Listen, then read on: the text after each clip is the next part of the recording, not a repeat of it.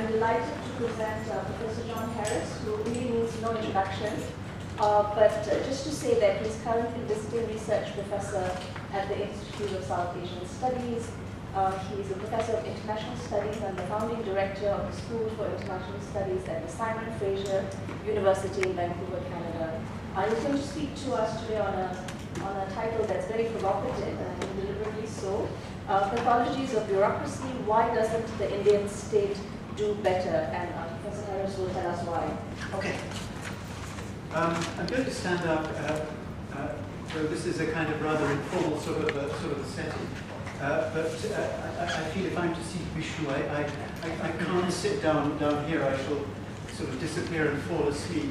And I also have to apologize because I was asked whether I wanted, pyrotechnics, video, and all of that sort of thing. And I'm afraid I have a paper to read. I do apologize, but I grew up in a department at the London School of Economics where a research seminar has taken place at 10:30 on Friday mornings ever since 1926, and the expectation really was that one read a paper, and old habits die hard. So please do forgive me for doing this. I'll try to make sure that you don't go to sleep. I guess I should just sort of say, beginning, something about the outline of the overall argument that I want to develop. I am going to be talking to this book, Red Tape, by Akhil Gupta, Bureaucracy, Structural Violence and Poverty in India, which has an absolutely wonderful photograph on the cover, which is of Sushma Prasad, an assistant clerk at the Cabinet Secretary in the state of Bihar, in the old secretariat in Patna. There she is sitting at a great big table, and the cabinets are behind her, and the cabinets are piled high with files. Many of us who spent time in government offices in India will be quite familiar with scenes like that. So, red tape, as it says in the subtitle, is going to be about Indian bureaucracy. I find, however, that it offers only a really very partial and very limited analysis of bureaucracy in India. And I think that the whole analysis of the book suffers seriously from, I think, completely avoiding questions of politics and avoiding any reference to the possible significance of class power. For me, it shows up the problems of much Foucauldian-influenced work, which seems to see power everywhere and nowhere, and ignores domination and class power. So that's really, in a kind of one sentence, or perhaps it was two, what I'm going to argue, and I will say something about, try very honestly to do justice to Akhil's argument. I should say that I know him, I like him personally, there's nothing personal in this at all. I'm going to try honestly to present what the key arguments of the book are, and to offer some criticism of them, and then to, I think, go beyond the analysis that the book offers. So in this book, Akhil addresses an important question. Why is it that a state that has proclaimed the aim of fostering development should have failed so badly to help the very large numbers of people who live in dire poverty? Why are so many Indians still subject to the cruelties of endemic hunger and malnutrition, deprived of adequate clothing, shelter, clean water, and sanitation? Everyone here, I'm sure, will be familiar with the dismal statistics that lie behind these statements. Figures such as those in the recently published Human Development Index, which places India, the emerging great power, on a par with Equatorial Guinea. or those that show that even after many years of high economic growth, about half of the children of India up to the age of 5 are malnourished, such that their mental and physical development are likely to be permanently impaired. This in the state whose first Prime Minister, Jawaharlal Nehru, speaking then in the opening debate in the Constituent Assembly that drew up the Constitution, said, addressing the question of what independence from colonial rule was to be about, said, "The first task of this Assembly is to free India through a new constitution, to feed the starving people and to clothe the naked masses, and to give every Indian the fullest opportunity to develop himself according to his capacity." I've always thought that's really a rather remarkable statement made in 1946, anticipating, as it seems to me, Amartya Sen's conception of development in terms of capabilities. Yet, of course, even now, after more than 60 years of independence and in spite of successful economic growth, acute poverty persists and very many die early deaths. Gupta puts it this way: the scandal of the state lies in its failure to acknowledge that condemning an estimated 250 to 450 million people to premature and untimely deaths constitutes a crisis of grave proportions. His calculation of these numbers is based on the difference between life expectancy in Kerala and that over the rest of the country. I haven't checked his arithmetic, but his conclusion that at least 2 million people die each year due to avoidable morbidity and malnutrition certainly seems plausible. And as he says, it's a figure that actually overshadows the loss of life globally each year from disasters of different kinds. Yet disasters attract enormous attention and very often remarkable response on the parts of states, including the Indian state, which has come to have a pretty good record in regard to disaster response. 2 million avoidable deaths a year should be considered to be exceptional and tragic. In short, a disaster. Yet this violence against human life remains invisible. It's more or less taken for granted in the routinized practices of state institutions. There's no protest or even particular remark when the finance minister talks of eliminating poverty by 2040. That means condemning an entire generation to early deaths. High rates of poverty are simply regarded as normal. Why is there such complacency? Akhil explains his aim in the book as being to elucidate how a grave national crisis becomes unexceptional, a matter of routine administration, a problem largely uncommented on in the press or in Parliament.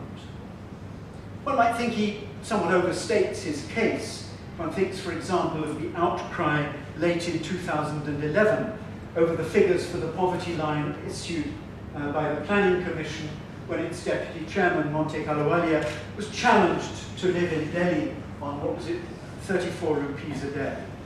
But still, I think Akhil Gupta has a point. Red Tape puts forward 3 challenging core propositions. First, he says, extreme poverty is a direct and culpable form of killing, made possible by state policies and practices rather than in an inevitable situation. Secondly, the poor are killed despite their inclusion in projects of national sovereignty and despite their centrality to democratic politics and state legitimacy. Thirdly, this is not because of the indifference of bureaucrats, but because of the fact that bureaucratic action repeatedly and systematically produces arbitrary outcomes in its provision of care. The first of these propositions, with the suggestion that extreme poverty is a form of killing, reflects the influence of Gupta's reading of Agamben. The poor of India, he says, are like Agamben's homo sacer, sacrificial people, one who can be killed, but whose killing does not violate either the law or the legitimacy of the sovereign. Agamben is indeed invoked quite a bit in the first chapter of Red Tape, but rather rarely thereafter. And it's not at all clear to me that his ideas contribute much, if anything, to the substantive analysis offered in the book. At most, the notion that the poor of India are homo sacer draws attention to a problem in a particularly stark way. Gupta also refers, as in the subtitle of his book, to the idea of structural violence, which he says is both necessary and problematic as an analytic category. For me, it's problematic. I'm not at all sure it's necessary. The idea of structural violence goes back to Johann Galtung in 1969, and it is one, as Gupta puts it, of really a crime without a criminal. The idea is that violence occurs in any situation in which some people are unable to achieve their capabilities to their full potential. It's structural when it's impossible to identify the actor or actors who commit the violence, and violence is rather built into the structure of power. The poor of India are subject to structural violence since, Gupta says, no matter how noble the intentions of the programs, and no matter how sincere the officials in charge of them, the overt goal of helping the poor is subverted by the very procedures of bureaucracy. It seems to me that the idea of structural violence further dramatizes what's happening to poor people in India. But again, it's not clear to me that it adds anything analytic. To the contrary, it seems to me to make for confusion. The idea of the killing of people makes for a passionate denunciation of the state. But then the idea of structural violence, by suggesting that no one really bears moral responsibility for this, seems to leave citizens, as it were, without a handle on either poverty or violence, really to deny the possibility of political agency. As Neera Chandok has argued, is it not much more to the point politically to consider what's happening to poor people in India rather in terms of injustice? This sets out a very specific, practical political agenda. Ironically, Akhil Gupta himself has exactly such an agenda, as he suggests in the epilogue to the book, when he launches into a robust critique of neoliberalism, precisely because of the injustice that it has wreaked, not least through the exacerbation of the sharp inequalities of Indian society. So how does Gupta support his three core propositions? The book's based on fieldwork carried out in the Mandi sub-district of UP in the early 1990s. Mandi sub-district would be in western UP, Yanish? I'm not sure. Yeah, he doesn't actually say. I think it's somewhere in western UP. Anyway, the fieldwork was carried out in the early 1990s, and the book consequently takes relatively little account of the policy and program interventions of the last 2 decades. It contains a series of compelling ethnographic vignettes. Akhil Gupta is a very good storyteller, and there's a great deal of interesting discussion of such matters as the relations of formal literacy and oral culture, or the comparison of the celebrated Hindi novel about rural life in North India in the 1950s and 1960s with a well-known political anthropologist of the time, F.G. Bailey. Much of this is really quite brilliantly done, but without, I think, adding very much at all to the core of the argument, which I think is really rather straightforward. Gupta argues that the ways in which the state, through its different departments and branches operating at different levels, works, produces both arbitrary outcomes as well as systematic, even if unintended, discrimination against poor people.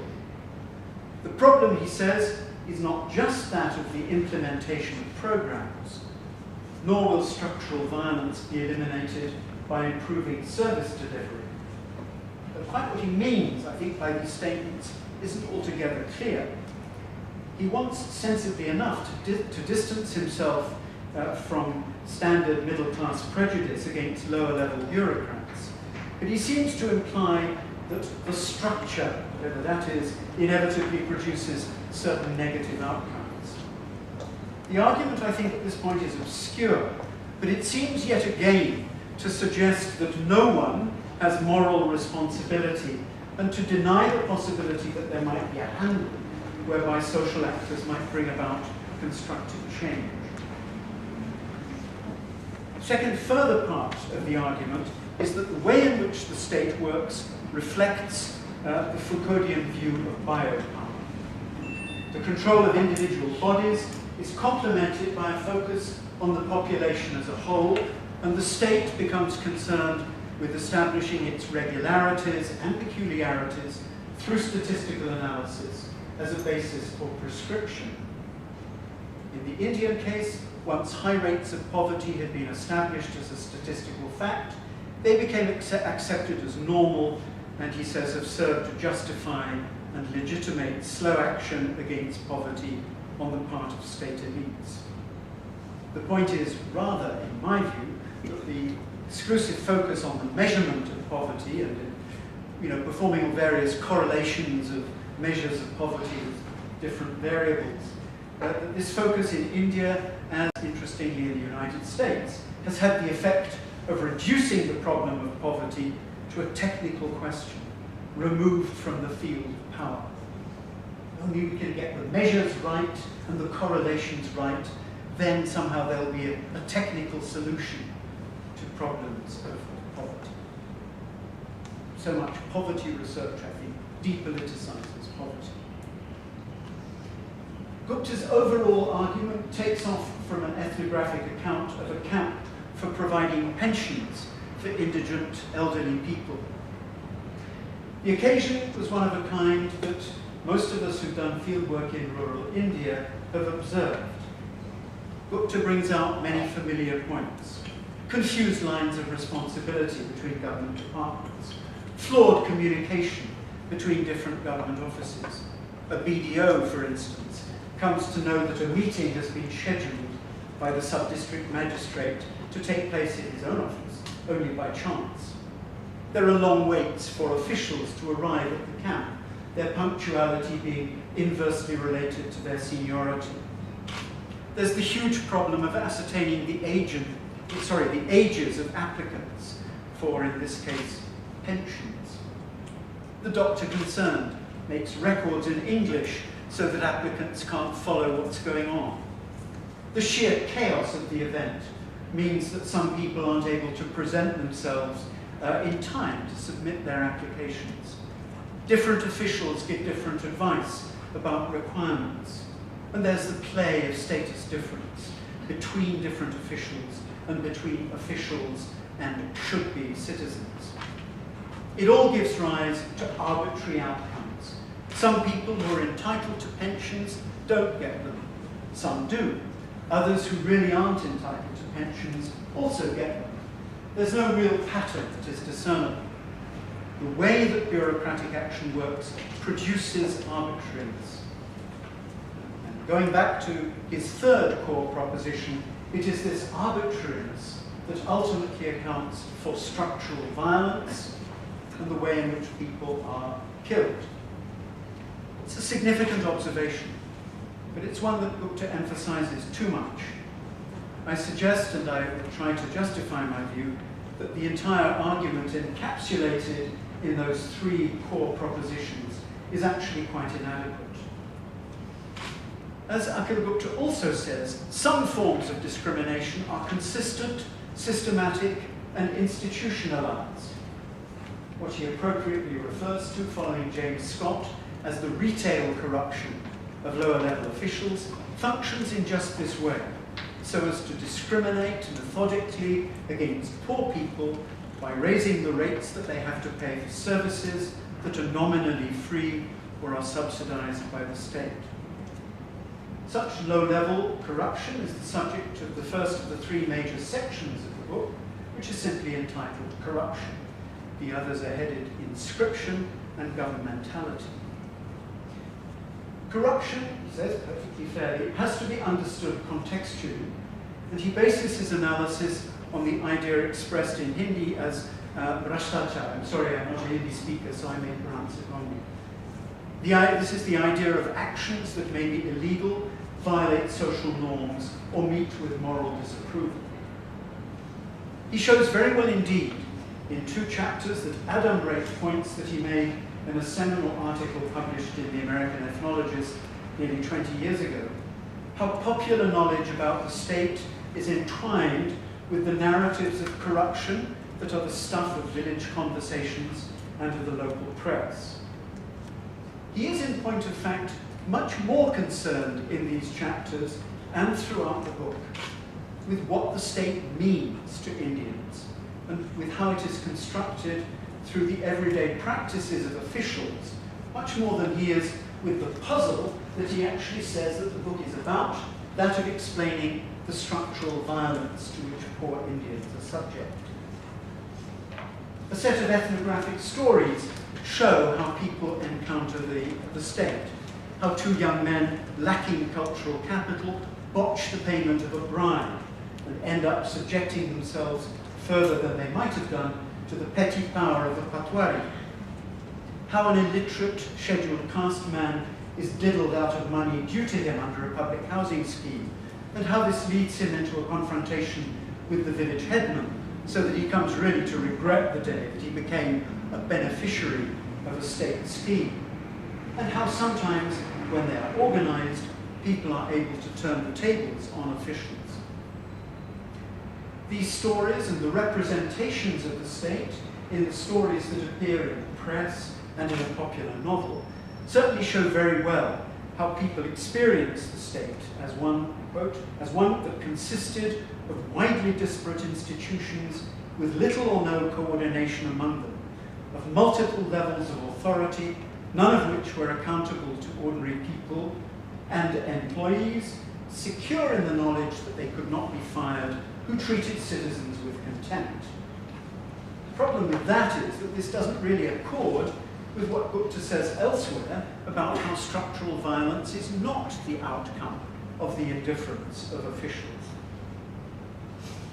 And the point of it all, for the puzzle of accounting for structural violence, is very simply that the routinized practices of everyday corruption have systematically adverse effects on poorer people by denying them their entitlements.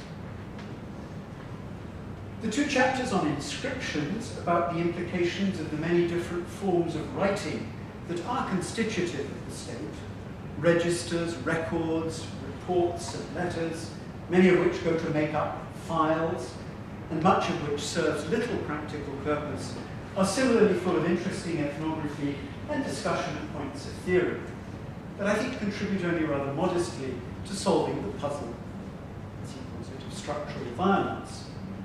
Indeed, so concerned is Gupta to argue that the relationship between literacy and structural violence is complex, that he tries to show in a really tortuous argument, I think, that, I quote, structural violence is not the straightforward result of literate bureaucrats having access to writing and illiterate villagers not having it.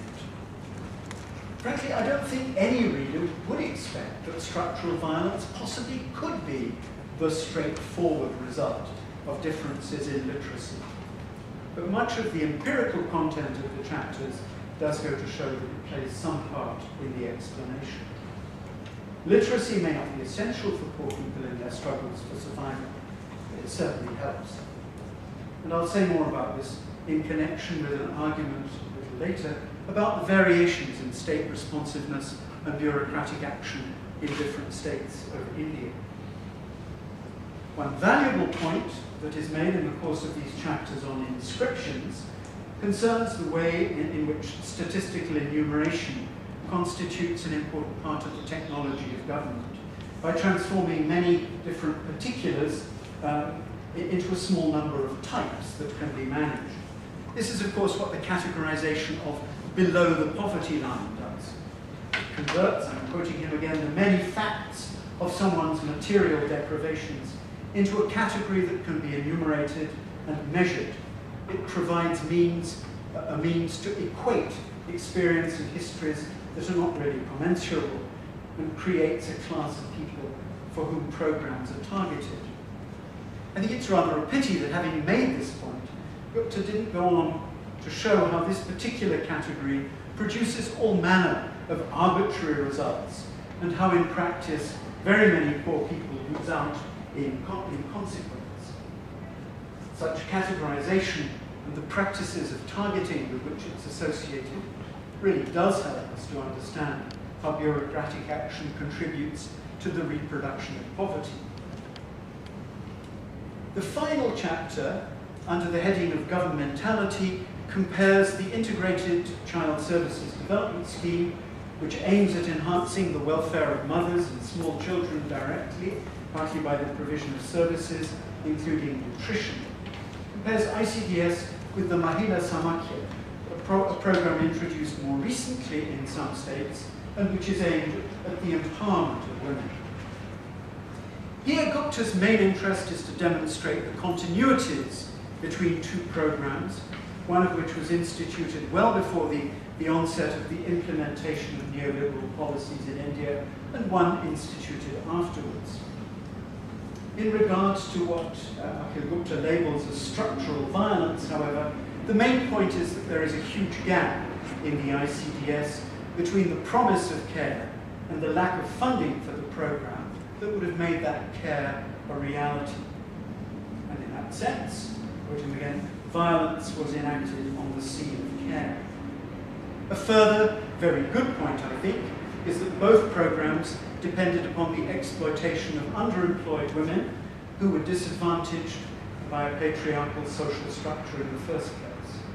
And it's truly ironic that by not paying these women a living wage, the state really perpetuates the structural violence that it was employing these women to help their sisters to overcome.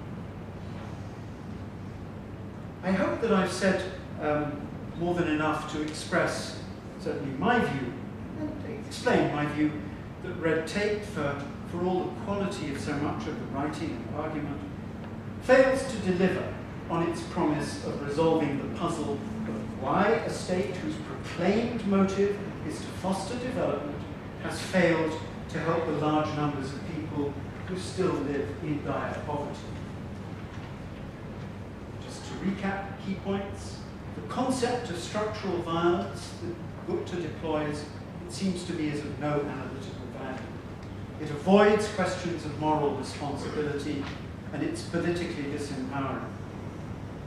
The notion that avoidable deaths come about because of the fact that bureaucratic action, I'm quoting him, second of his key core propositions, bureaucratic action repeatedly and systematically produces arbitrary outcomes in its provision of care, is at most a very partial explanation.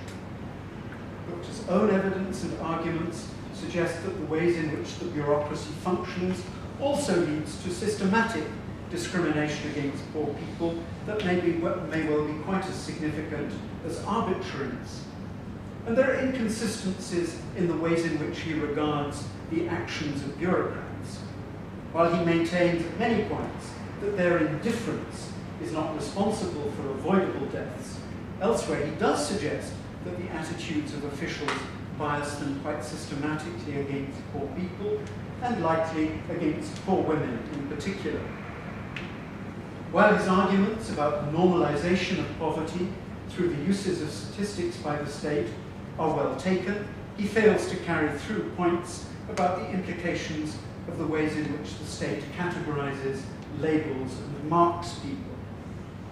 I guess he will probably be surprised, he would be surprised to hear me say it, and would disagree vehemently, but I find that the whole account actually depoliticizes poverty, as well as actually seeming to deny the possibility of political agency. First off, in looking for more adequate explanations for the puzzle that Akhil Gupta sets himself, I think there's so much more to be said about the failures and the consequences of the ways in which Indian bureaucracy works.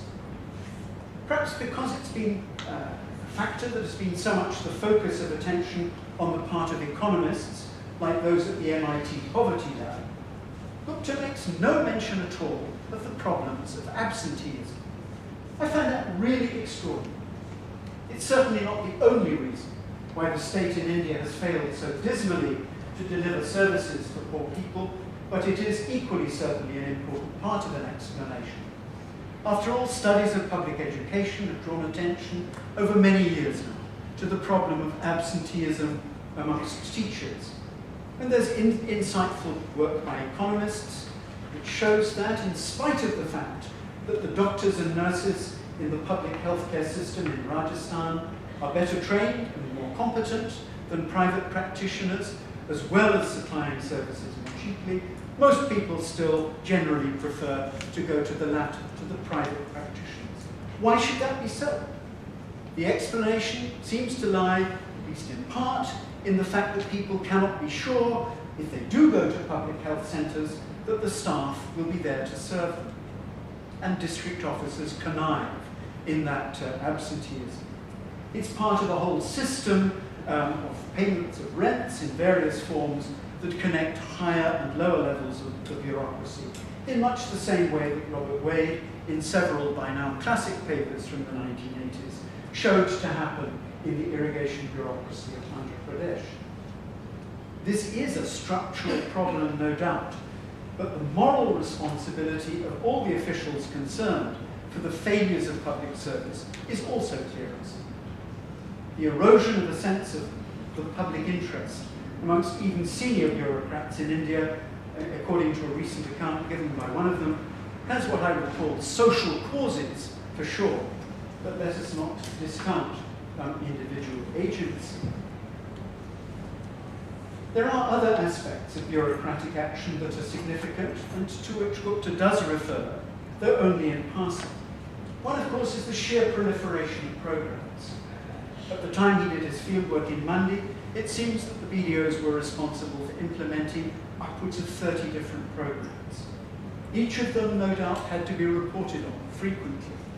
And these reporting requirements must have meant that staff spent a large proportion of their time in their offices producing the reports. As I recall work by my then colleague Robert Chambers on agricultural extension in South India in the 1970s, showed that AEOs had no alternative but to spend more than half of their working months on report writing, sitting in their offices. Another factor is the emphasis that is placed still, I think, on fulfilling targets. It's often counterproductive. Gupta describes an inspection visit with two engineers who had to check whether or not funds dispersed under JRY, that was an earlier employment program before NREGA, whether funds dispersed under this employment program had been used for road building. The engineers found themselves caught between pressures to achieve targets on the one hand and ensuring that the resources were properly used on the other. Many accounts of different programs in different parts of India show a distinct roadside bias in the locations of beneficiaries. That's the way lower-level bureaucrats can achieve the targets they've been set. And I found in southern Tamil Nadu just this last summer that people, mainly women and people from scheduled castes, were receiving wages under the National Rural Employment Guarantee Scheme in spite of doing no work. They spent some part of the day in one village, sitting in the shade of a very large banyan tree. I was told that the instruction from the district was to ensure that the wages were dispersed, never mind whether the work was done. At least in this case, the money seemed to be going into the hands of those for whom it was intended. There are, therefore, I think, practical problems of public administration that need to be addressed if the delivery of public services is to be improved. Of course, service delivery isn't the entire answer to the problems that Akhil points to, but there are certainly problems that need to be addressed. My own arguments about the problems of bureaucratic action, however, like Akhil Gupta's own arguments, call, I think, for another level of explanation. In his own terms, what are these structures that cause the violence to which he refers? And here I come to my point that his whole account depoliticizes the problem of avoidable deaths due to poverty. It's not just that there's a remarkable lack of attention to politicians and to politics in the book. complete lack of a mention of them indeed, as if the character of political regimes is of no significance at all in accounting for the ways in which the bureaucracy works in different parts of India, or for the reproduction of extreme poverty. The state in Uttar Pradesh has manifestly done much less well in addressing poverty than has the state in Kerala or the state in Tamil Nadu, in which two states' problems of absenteeism on the parts of teachers and doctors and nurses, though they aren't altogether insignificant, are certainly much less severe than they are in UP. There are various explanations, I think, for the difference, to which I'll return. As I've said, red tape is actually much more about the ways in which the state is constructed through the everyday practices of bureaucrats, and about the meanings of the state for people than it is about solving the puzzle, which Akhil Gupta says it is about. And this is actually, I think, part of the problem with his limited attempt at finding a solution. He's anxious to counter the reification of the state in so much writing, and to portray it instead as essentially disaggregated, as well as, using the words that he uses, translocal, multi-level, pluricentered, and ubiquitous. Its construction critically dependent on representation and signifying functions of everyday practice. Much of what he actually says about this in the second chapter of the book now seems old hat, though to be fair, only because of the influence of some of his own earlier publications, amongst some others. There's so much emphasis on disaggregating, however, in red tape, that Gupta loses sight of the ways in which the state is an organization, exactly as Weber thought of it, and can be seen as a unified actor. And he returns to this conception himself in some key passages. He says, for instance, India over the past 50 years has seen formal democracy metamorphose into an expansive state-led project that is ideologically committed to equality. If the state in India were ideologically opposed to redistributive measures or uninterested in redressing deep-seated historical inequities, it would make the lack of urgency in eradicating poverty much easier to understand. It is this commitment to equality, to the redistribution of dignity, and to the inclusion of the formerly marginal in the national project that makes the continued violence enacted on the poor so paradoxical. End of quote. I find that an extraordinary statement. My point is, first, that here Gupta does appear to conceptualize the state in Weberian terms, and he clearly portrays it as having ideological commitments. But second, his portrayal of these ideological commitments seems to me to be quite wrong. I want to say, try telling that, comrade, to Adivasis in Chhattisgarh. I wonder if they see the state in India as being committed to equality and all the rest of it. I suspect not. The Indian state, sorry, some of you heard me say things like this before, not so long ago. The Indian state was the creation of a particular act of invention through the Constituent Assembly.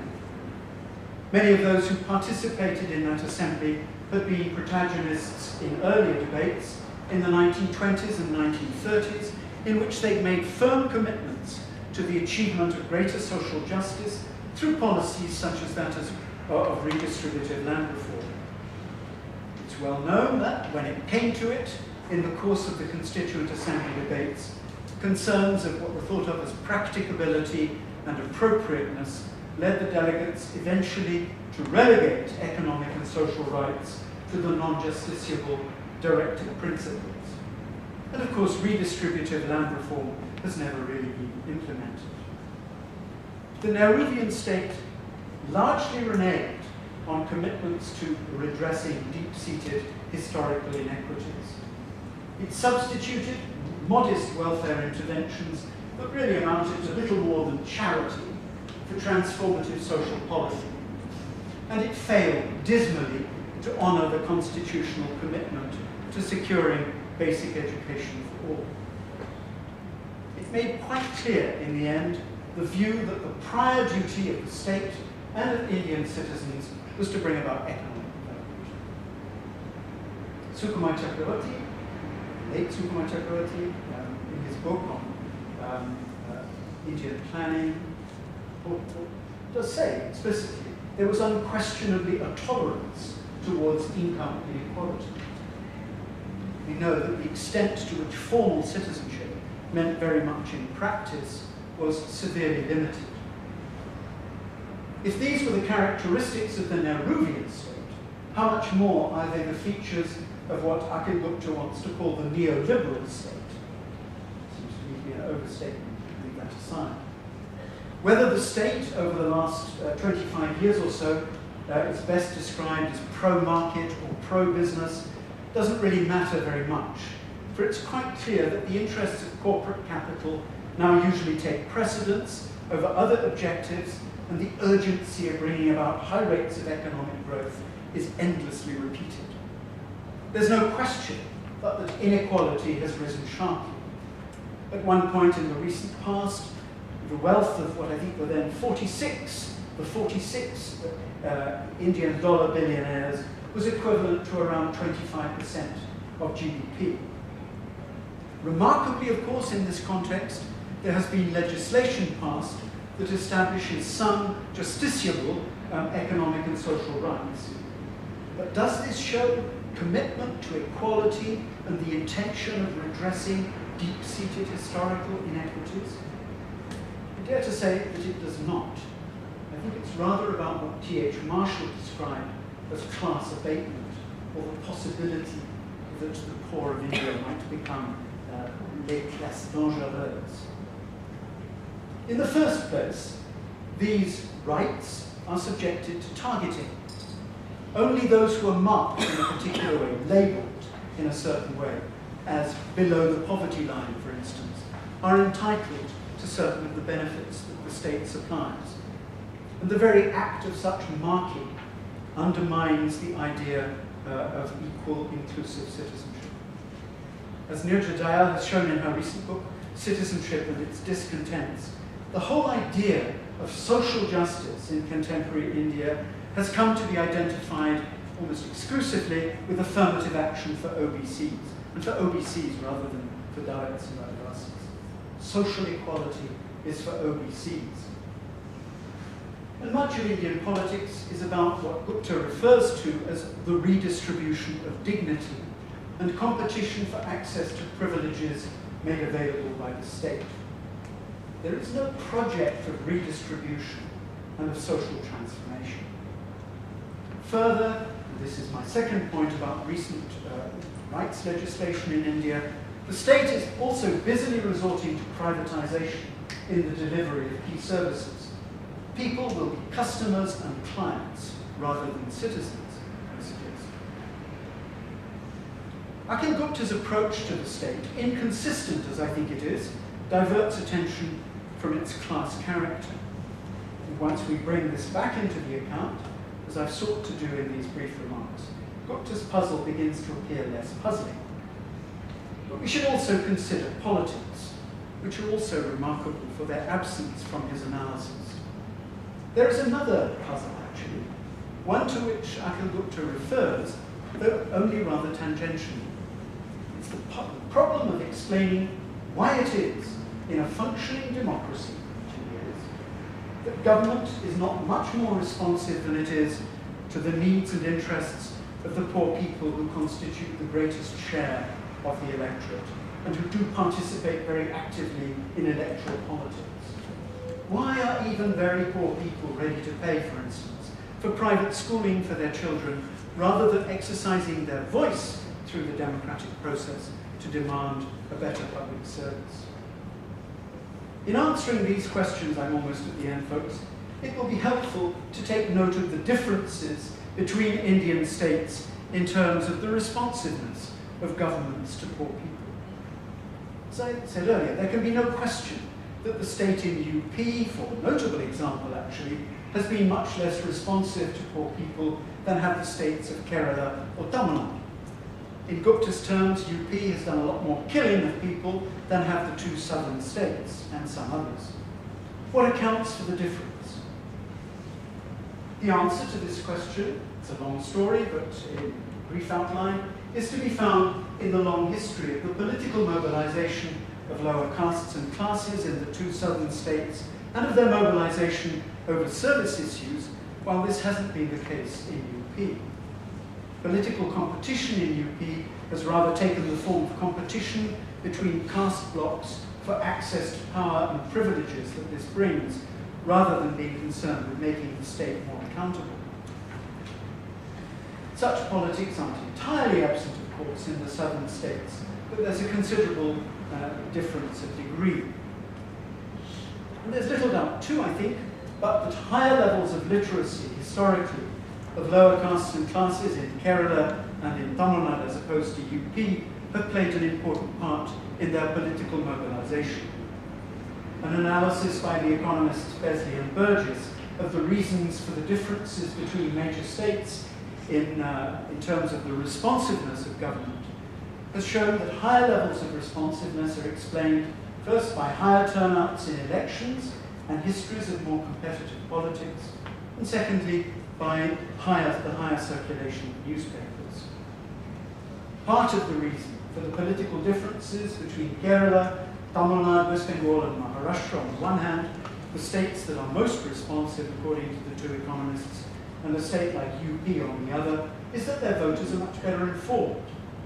There's an important connection between information and the capacity for collective action in regard to matters of public interest. In the relative absence of information, as in UP, there's a history rather of political mobilization and of voting according to ethnicity, exactly as Kanchan Chandra has shown in her work on patronage democracy. In these circumstances, for politicians, being able to control selective benefits for individuals and particular groups of people through patronage, using the resources of the state, has been a more reliable way of trying to ensure continued electoral support. That rather than standing on a policy platform including promises about the delivery of public goods.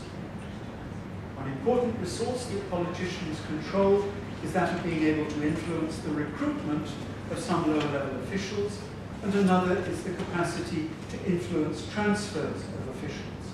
This, as Robert Wade showed, is a very important source of rents. It's the system of transfers that underlies and goes some way to explaining bureaucratic pathologies such as those of absenteeism and of pervasive retail corruption. And in situations of patronage democracy, specific powerful caste and class groups often come to dominate access to local government bureaucracies. Studies, for example, of Pathologies in Gujarat or Jats in western UP show that rich, male, higher caste individuals are often able to bribe or use social connections to win out quite routinely in competition for state goods. The dominant are better able to market crops effectively through government agencies or obtain assistance from the police after a crime.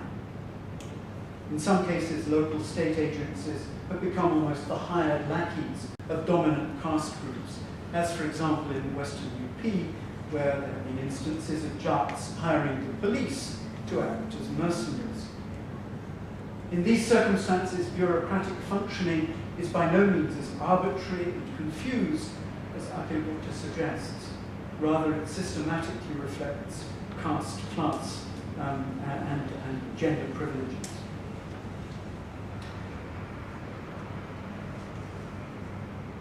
So, to conclude,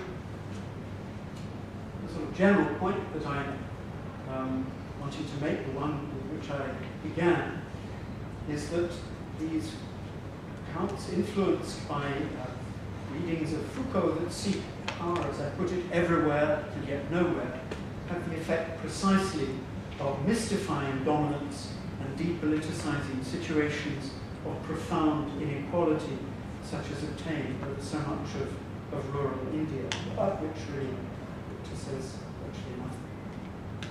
So in conclusion, I think that Akhil Gupta certainly raises a very important question in red tape, but he offers what is at best only a very limited, partial answer to it. His concern to avoid reification of the state, to disaggregate and to deconstruct it, leads, I think, to serious inconsistencies in his argument, and in the end to a curiously depoliticized view of the state and of the causes of gross injustice, rather than violence, the gross injustice that it perpetrates. Thank you for listening.